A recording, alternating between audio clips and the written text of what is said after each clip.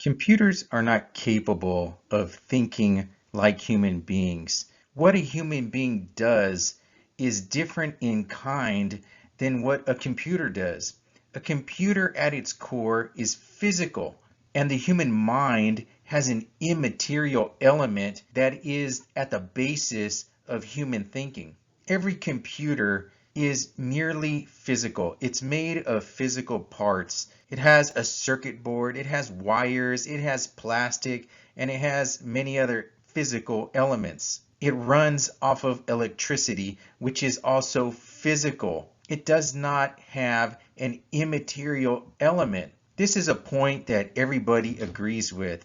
The point that needs to be proved, the point that is in contention, is whether the human mind has an immaterial element. It can be proven that the human mind, human thinking at its core is immaterial. Socrates and Plato proved this thousands of years ago. When a human being thinks, a human being forms concepts. We have a concept of a chair. We have a concept of another human being. We have a concept of a clock.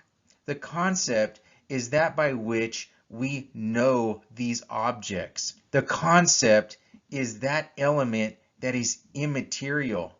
We cannot see it. We can't even imagine it in our mind as some sort of image. If we look at this clock here, we see that it is circular. How can we identify that it is circular? Because we have the idea of what a circle is. We have the concept of what a circle is. The circle in our mind is perfect. So even this circle that's right here on the screen, that is not the concept. That right there would be an image. If you can see it, it's an image. That red circle there is only there so that I can explain the point here.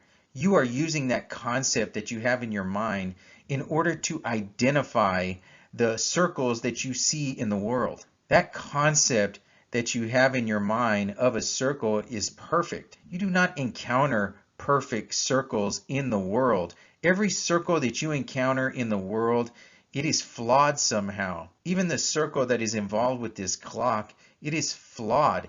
If we examine it closely under a microscope, we will see that it is not a perfect circle. How do we know that it's not a perfect circle? Because we are comparing it to the concept that we have in our mind of a circle. And that concept is immaterial. You cannot see the concept. So if you think in your mind right now and you imagine a circle and you see it in your mind, that's not the concept. That's an image. The concept is that by which you know that image in your mind is a circle. This concept, it has to be potentially infinite because you can potentially identify an infinite amount of circles with that concept. And it has to be immaterial because it's perfect. That's the reason you can identify the imperfections of the circles that you see in the world, which are not perfect. And if the concept in your mind is a perfect circle, then it cannot be physical because every physical thing is always flawed. So the concept must not be flawed. And if it's not flawed, it has to be immaterial.